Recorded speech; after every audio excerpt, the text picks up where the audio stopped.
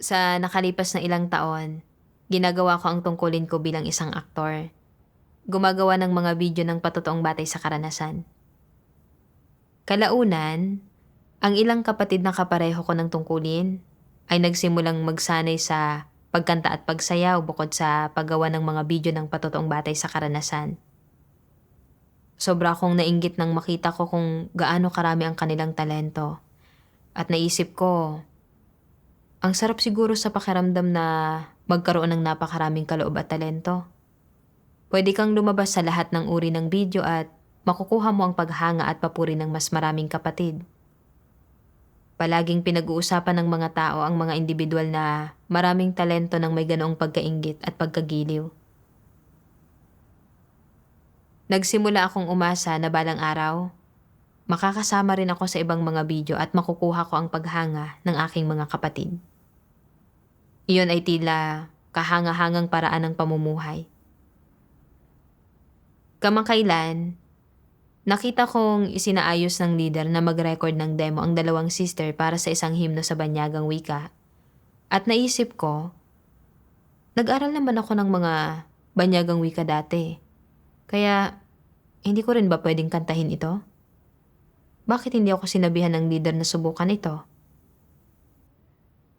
Nang makita ko ang mga sister na nag-iensayo, medyo nadismaya ako.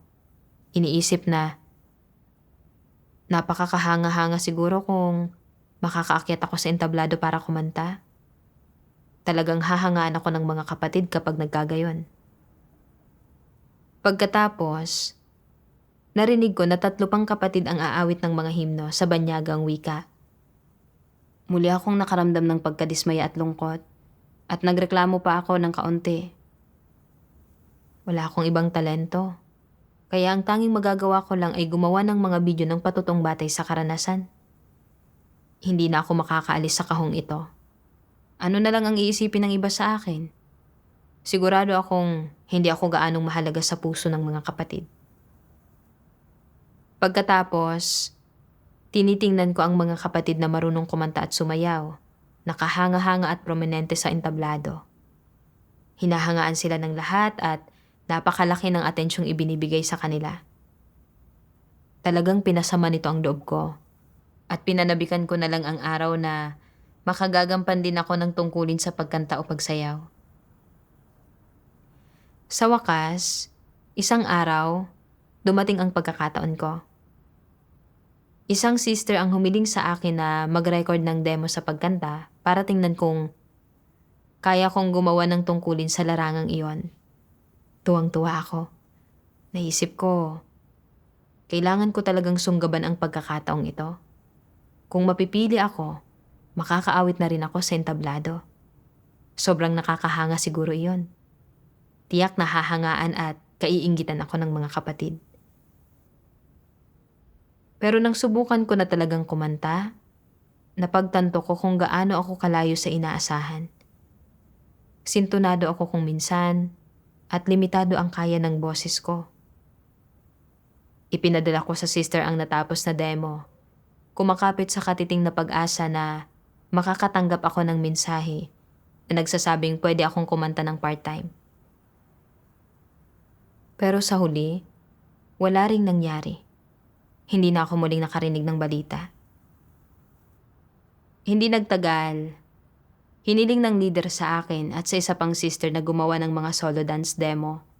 Sinasabing nagpaplano silang gumawa ng video para sa isang programa ng sayaw na yangga sa susunod. Naisip ko, ang sayaw na yangga ay isang katutubong sayaw mula sa bayan ko. Kahit hindi ko ito profesional na pinag-aralan, madalas ko itong sinasayaw noong bata pa ako. Ang ganda sana kung mapipili ako para sa sayaw na iyon. Pero nang sumayaw na talaga ako, nahirapan akong balansin ang sarili ko. Alanganin ang galaw ng mga braso at binti ko at hindi naaayon sa pamantayan ang mga galaw at kilos ko. Natutuhan ko ito pero 2 sesyon ng pagsasanay ang kinailangan. Pero hindi maganda ang pagsayaw ko. At may mga pagkakataon na nagsasabay ang galaw ng braso at binti ko sa iisang panig. Kalaunan, Ang sister na kasama kong mag-film ng mga demo ang napili.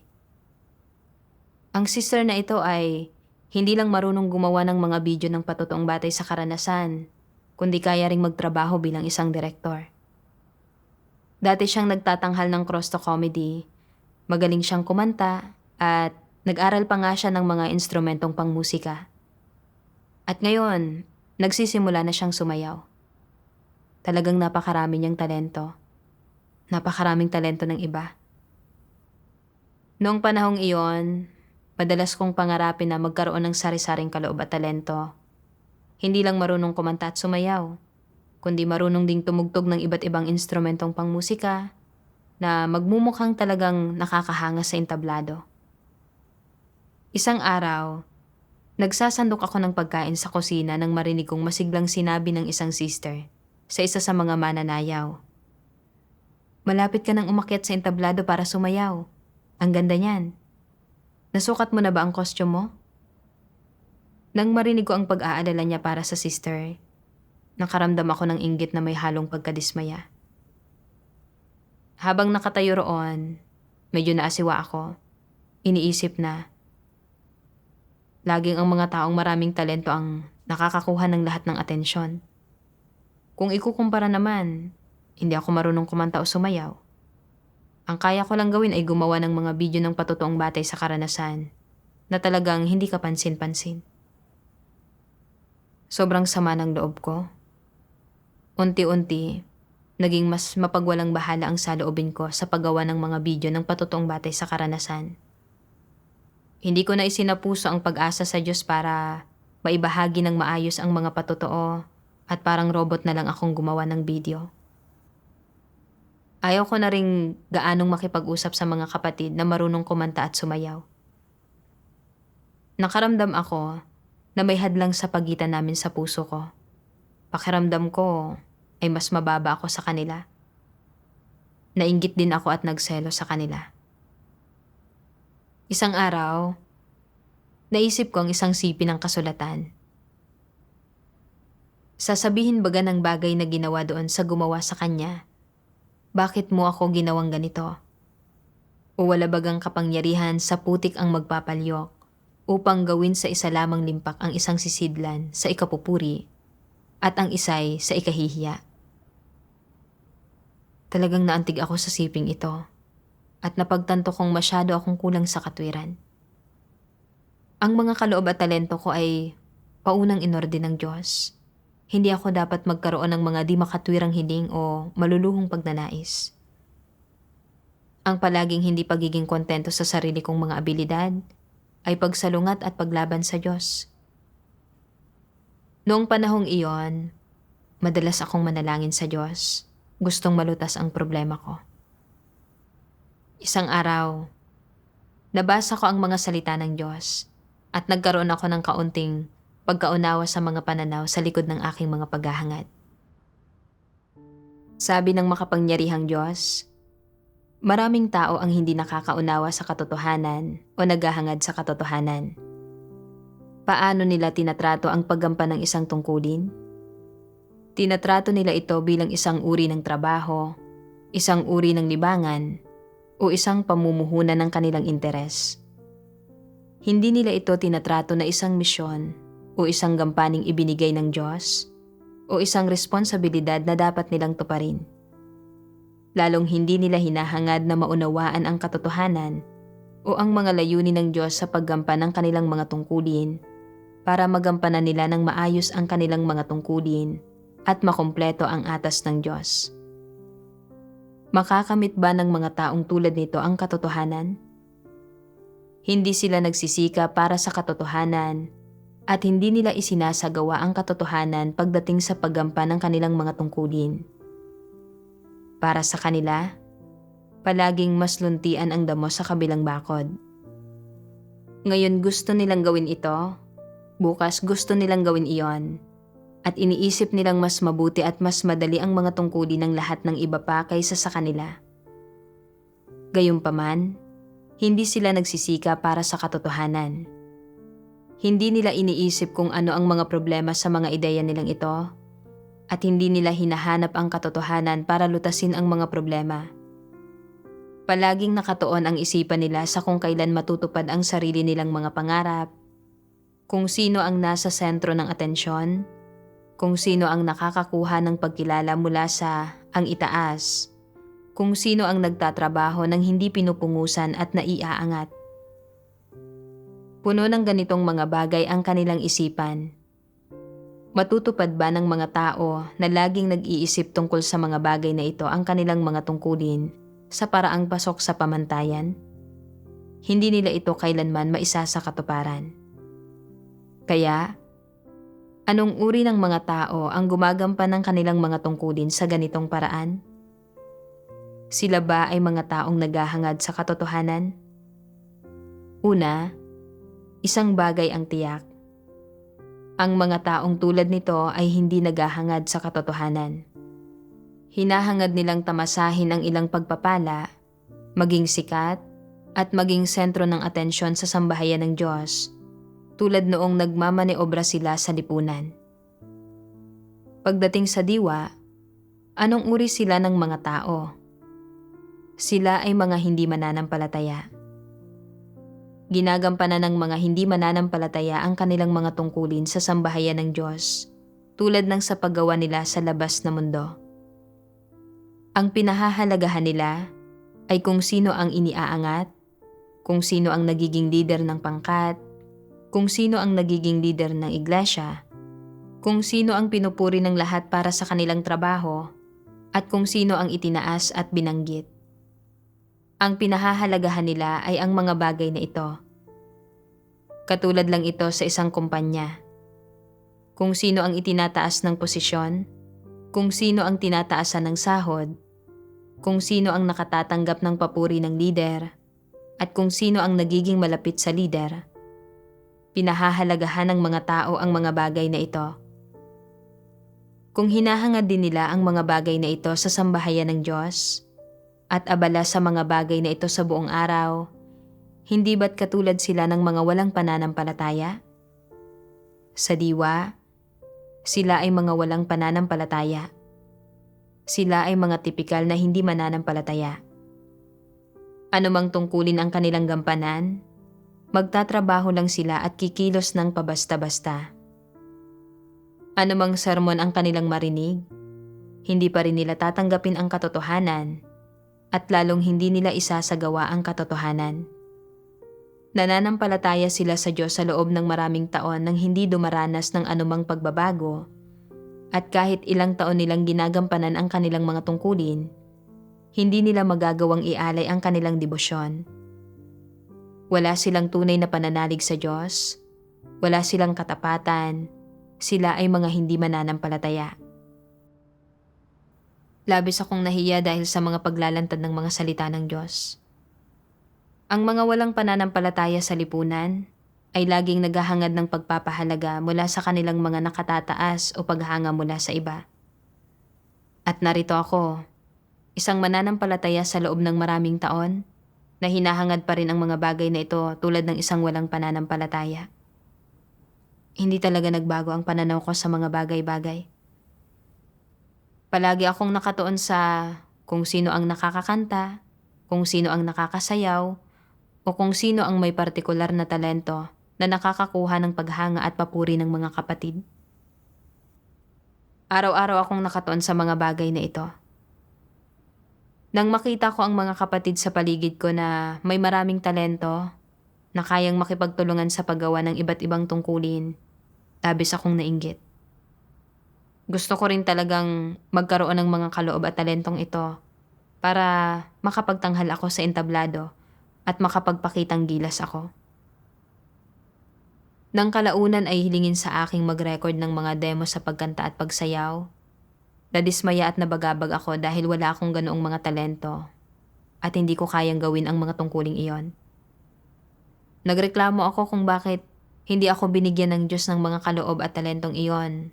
At napaisip kong, bakit mas mababa ako sa iba? Nagsimula pa nga akong tratuhin ng pabasta-basta ang kasalukuyan kong tungkulin. Palagi kong hinahangad na magkaroon ng iba't ibang kaloob at talento para matugunan ang ambisyon at pagnanais kong mamukod tangi at mapansin.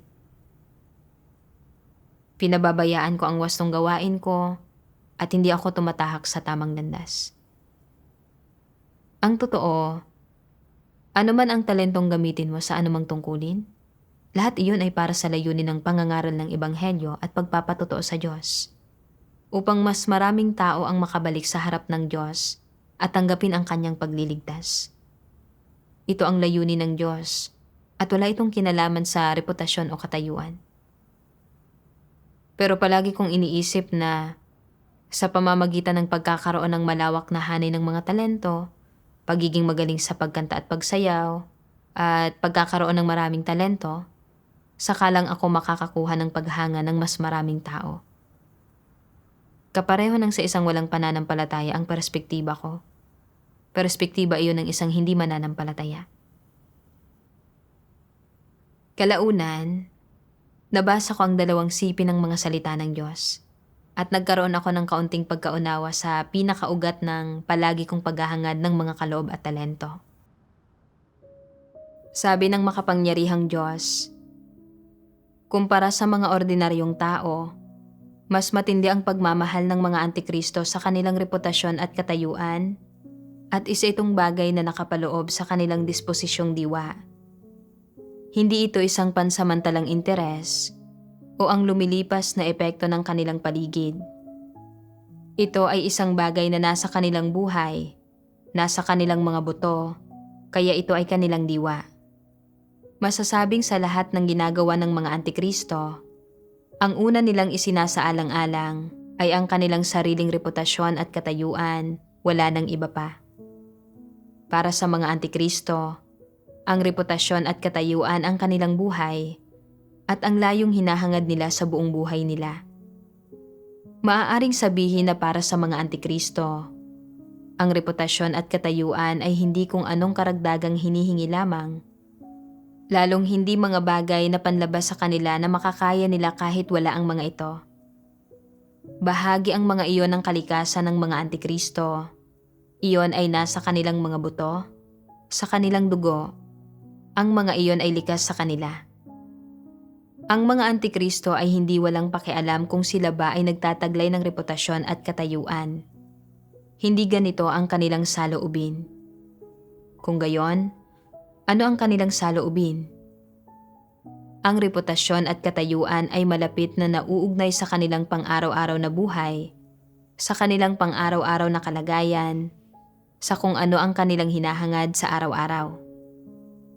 Para sa mga antikristo, ang katayuan at reputasyon ang buhay nila.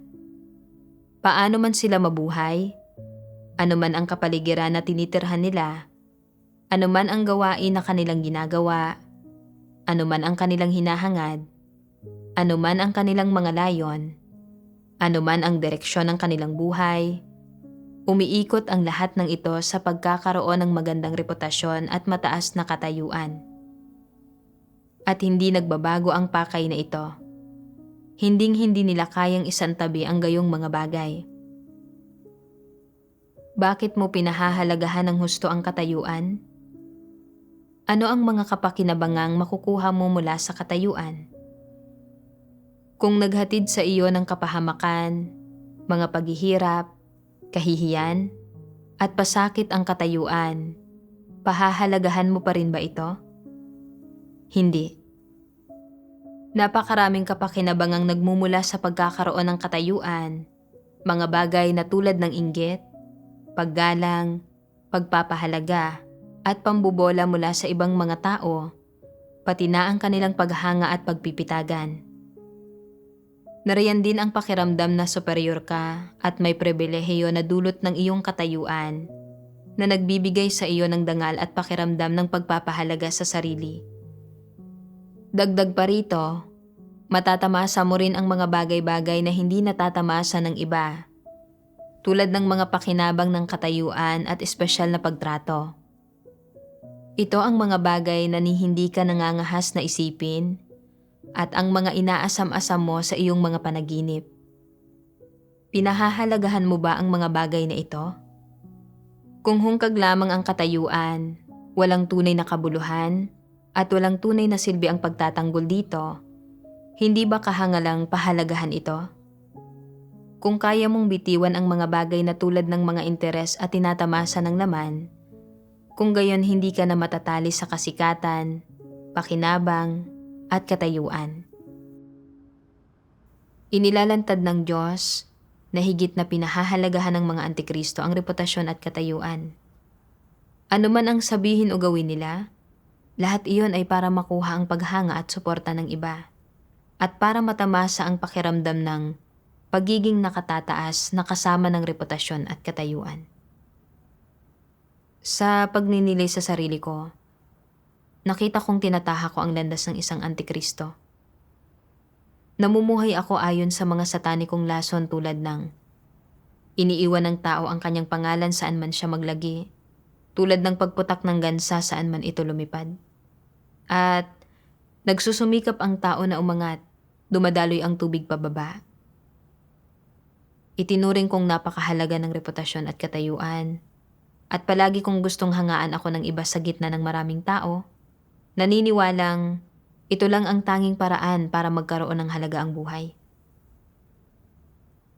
Sa nakalipas na ilang taon, marami akong nagawang mga video ng patotoong batay sa karanasan. Ang ilang kapatid na unang beses pa lang akong nakilala ay nagsasabi ng mga bagay tulad ng, "Madalas kitang nakikita sa mga video." O, "Pinanood ko ang mga video na ginawa mo noong nagsisimula pa lang akong manampalataya sa Diyos." Sa tuwing nakakarinig ako ng ganoong mga salita, sobrang saya ko at talagang natutuwa akong mapansin at hangaan ng iba. Talagang nadidismaya at nababagabag ako kapag nakikita ko ang mga kapatid sa paligid ko na kumakanta at sumasayaw, na talagang nakakahanga at tinatamasa ang lahat ng atensyon.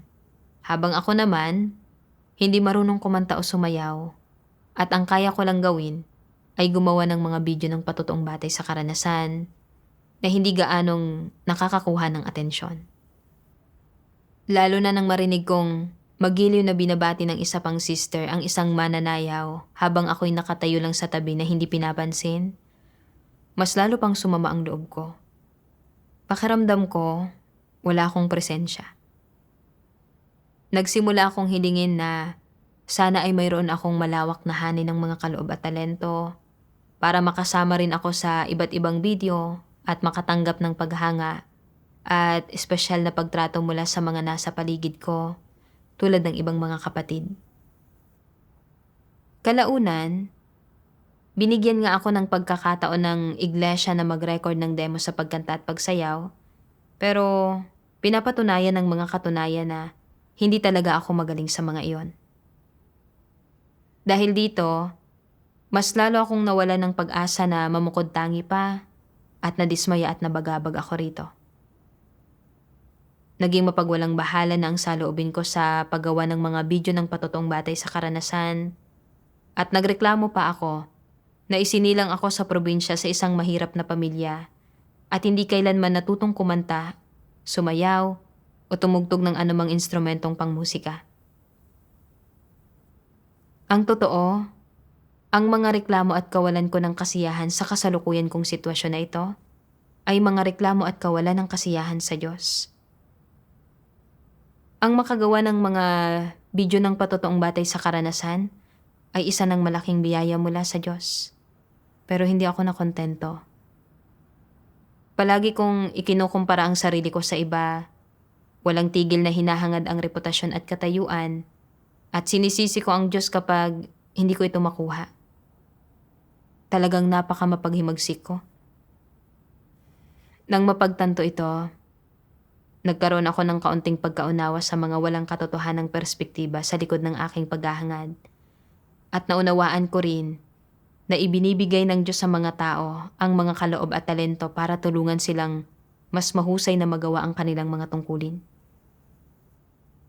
Pero palagi kong gustong gamitin ang aking mga talento at kaloob para hangarin ang paghanga at suporta ng iba, at para hangarin ang pagkakaroon ng katayuan sa kanilang mga puso.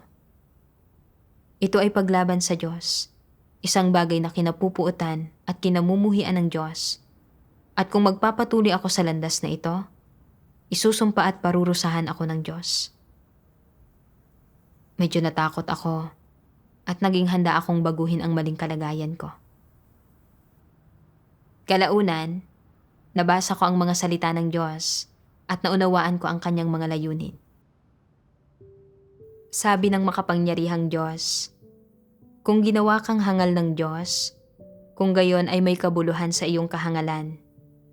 Kung ginawa ka niyang matalino, kung gayon ay may kabuluhan sa iyong katalinuhan.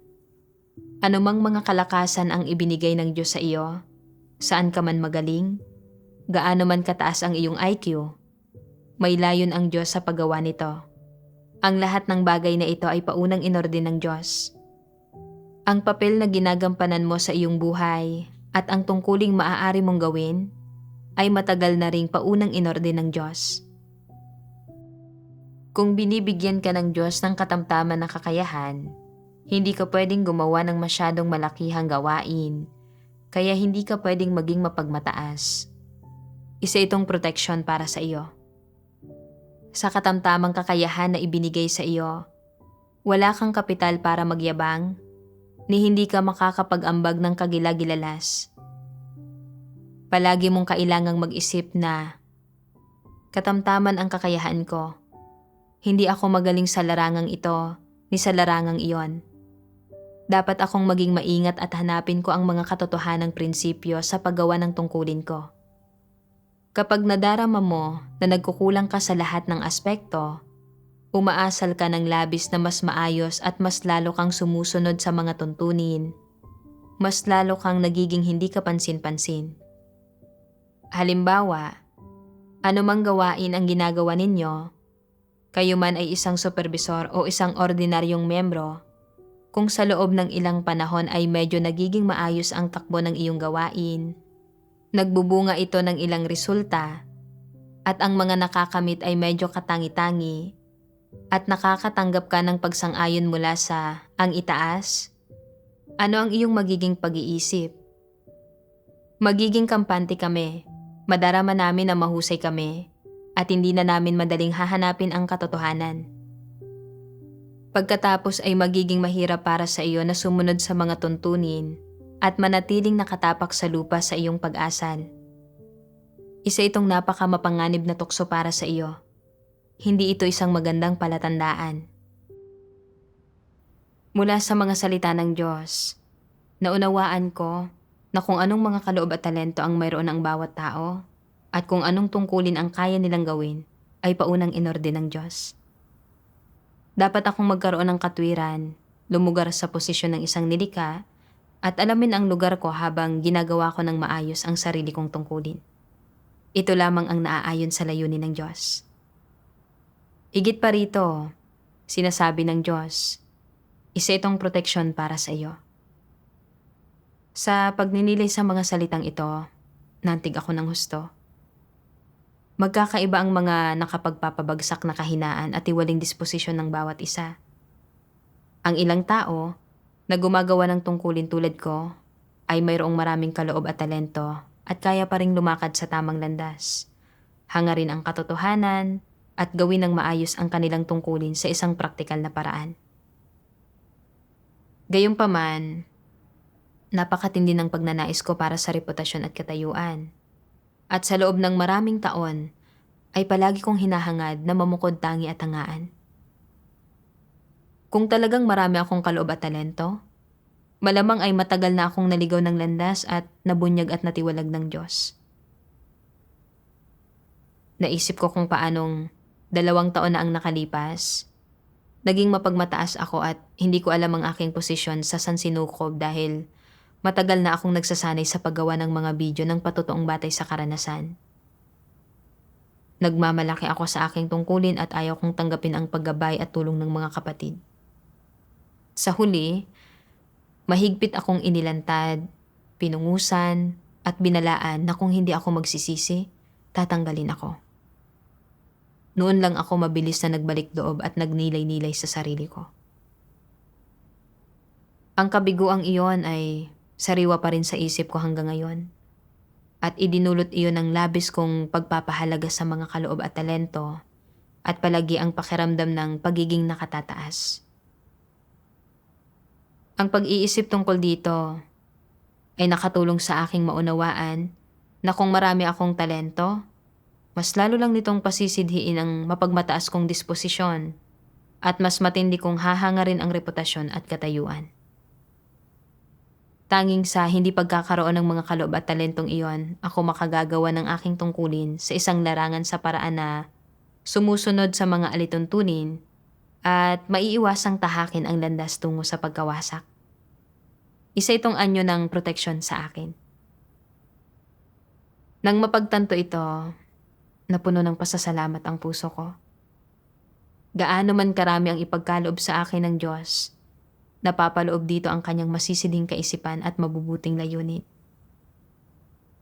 Pagkatapos, nabasa ko ang mga salita ng Diyos at lumiwanag ang puso ko. Sabi ng Diyos,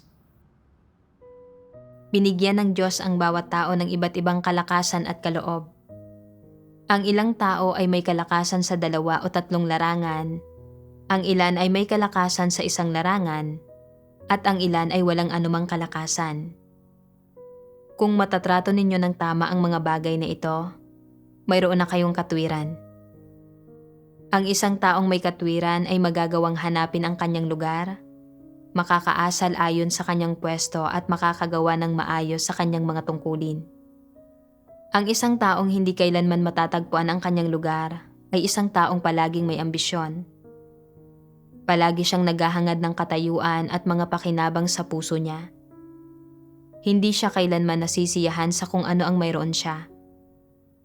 Para makakuha ng mas maraming pakinabang, sakim siyang nanlalamang. Palagi niyang gustong tugunan ang kanyang maluluhong pagnanais. Iniisip niya na kung mayroong mga kaloob at mahusay ang kakayahan ng mga tao, dapat silang higit na magtamasa ng biyaya ng Diyos at na ang pagkakaroon ng ilang maluluhong pagnanais ay hindi isang pagkakamali. May katwiran ba ang ganitong klase ng tao? Hindi ba't kawalang hiyaan ang palaging magkaroon ng maluluhong pagnanais? Nadarama ng mga taong may konsensya at katwiran na kawalang hiyaan ito at kaya nilang hanapin ang katotohanan para bitiwan ang kanilang maluluhong pagnanais. Kung nauunawaan ng isang tao ang katotohanan, hindi niya gagawin ang mga kahangalang ito. Kung inaasam mong matupad ang iyong tungkulin ng may debosyon upang masuklian mo ang pagmamahal ng Diyos, hindi ito isang maluhong pagnanais. Ito ay naaayon sa konsensya at katwiran ng normal na pagkatao. Pinalulugod nito ang Diyos. Kung talagang nais mong gawin ng maayos ang iyong tungkulin, kailangan mo munang tumayo sa iyong tamang lugar at pagkatapos ay gawin ang iyong makakaya ng buong puso, ng buong isip, ng buong lakas at gawin ang pinakamakakaya mo. Ito ay pasok sa pamantayan at may debosyon sa paggawa ng tungkulin sa ganitong paraan. Ito ang dapat gawin ng isang tunay na nilikha.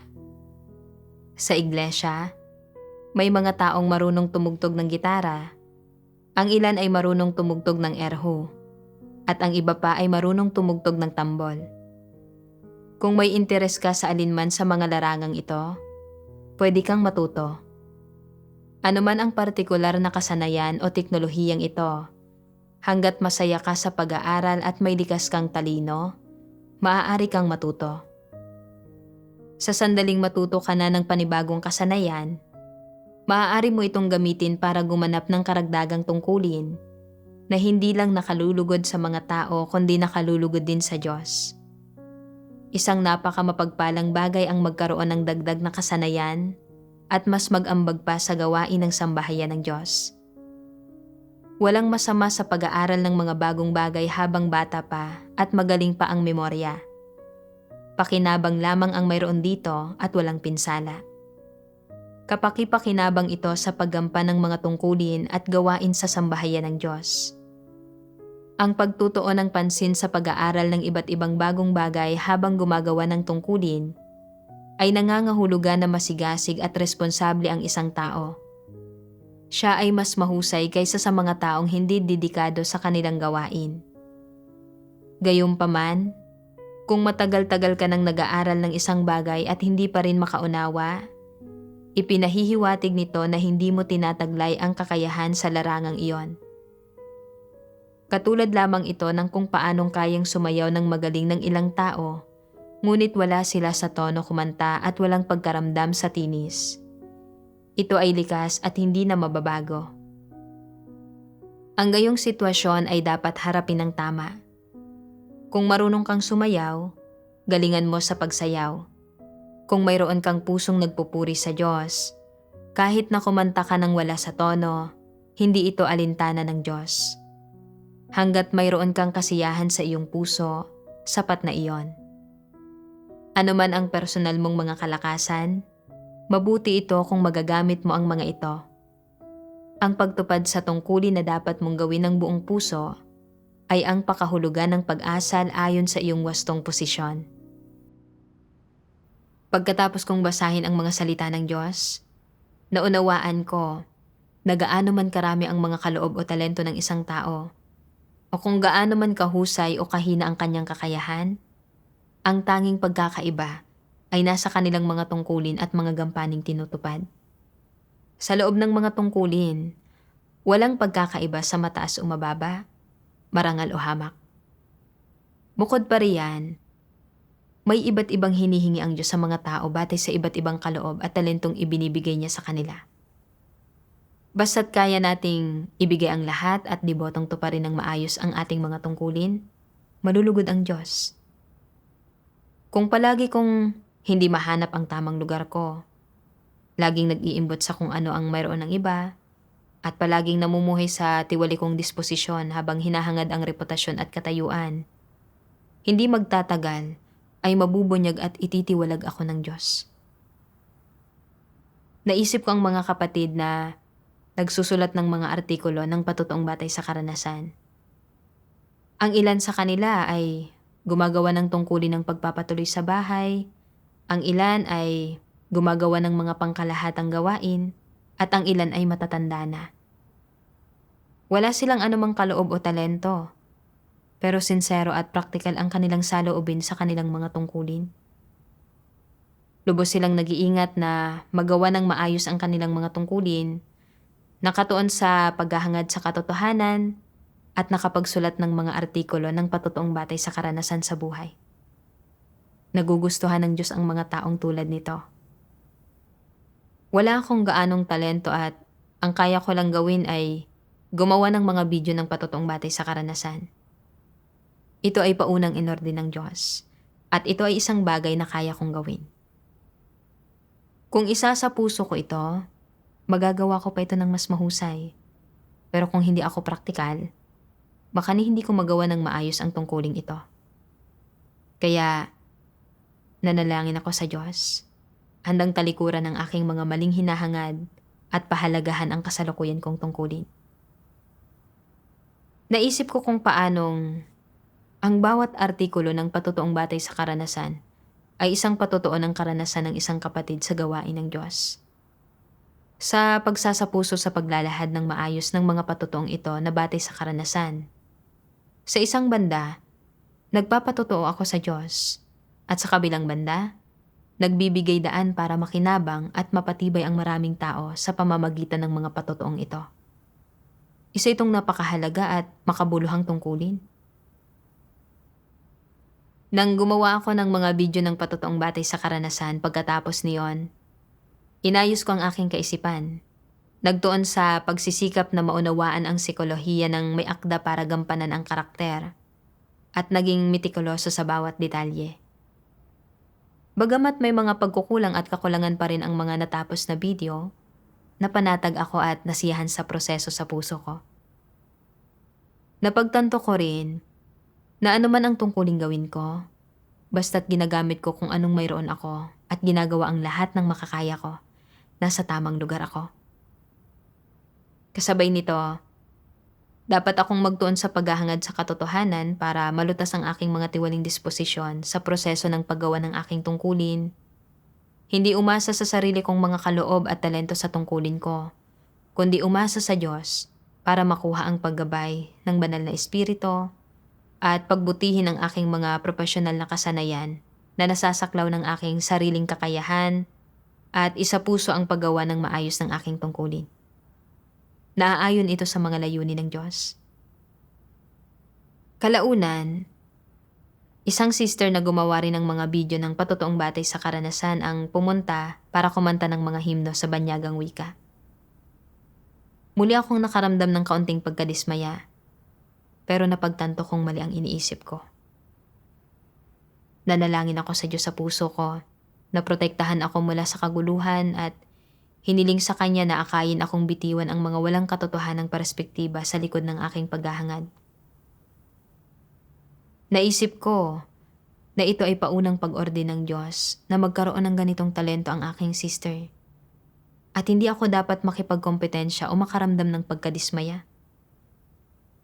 Sa sambahayan ng Diyos, ginagampanan ng bawat isa ang kani-kanyang papel sa kanilang mga tungkulin. Sa pag-iisip ng ganito, medyo nagawa kong makabitiw. Naisip ko ang mga salita ng Diyos. Harapin ng tama ang iyong kakayahan. Huwag magreklamo. Gaano man karami ang ibinigay ng Diyos sa iyo, iyon ang hihingin niya sa iyo.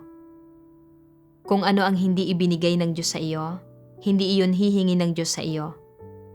Halimbawa, kung binigyan ka ng Diyos ng katamtamang kakayahan o mahinang kakayahan, hindi niya hinihingi sa iyo na maging isang leader ng pangkat o supervisor. Gayunpaman, kung binigyan ka ng Diyos ng husay sa pagsasalita, ng abilidad na ipahayag ang iyong sarili, o ng isang partikular na kaloob, at hinihingi sa iyo na gumawa ng gawain na nauugnay sa kaloob na ito, dapat mo itong gawin ng maayos. Huwag mong biguin ang mga kondisyong ibinigay ng Diyos sa iyo. Dapat kang maging karapat-dapat sa pagkakaloob ng Diyos. Nang ganap itong ginagamit at inilalapat ito ng maayos, inilalapat ito sa mga positibong bagay at naglalabas ng mahahalagang resulta ng gawain na kapaki-pakinabang sa sangkatauhan. Magiging napakahusay niyon. Pinainit ng mga salita ng Diyos ang puso ko. Bagamat hindi ako marunong kumanta o sumayaw, binigyan ako ng Diyos ng mga kaloob sa larangan ng pag-arte. Sa loob ng maraming taon, hinayaan ako ng sambahayan ng Diyos na gumawa ng mga video ng patotoong batay sa karanasan at makilahok sa mga produksyon ng pelikula. Nagpakita na sa akin ang Diyos ng malaking biyaya. Dapat akong makontento at hindi na gumawa ng mga bagay na kinapupuotan ng Diyos. Nanalangin ako sa Diyos. O Diyos, handa akong magsumikap sa paghahangad sa katotohanan upang gawin ng maayos ang aking tungkulin. Tahakin ang landas ng pananampalataya sa Diyos ayon sa iyong mga hinihingi. At tingnan ang mga tao at bagay ayon sa iyong mga salita. Pakiusap, akayin mo ako at gabayan mo ako. Pagkatapos ng panalangin ito, mas naging kalmado ang puso ko. Kapag nakikita ko ang ibang mga kapatid na pumupunta para kumanta o sumayaw, hindi na ako naapektuhan o naguguluhan. Nagpapasalamat ako sa Diyos sa kanyang paggabay na nagbigay sa akin ng kaunting pagkaunawa sa mga walang katotohanang perspektiba sa likod ng aking paghahangad at sa landas na tinatahak ko.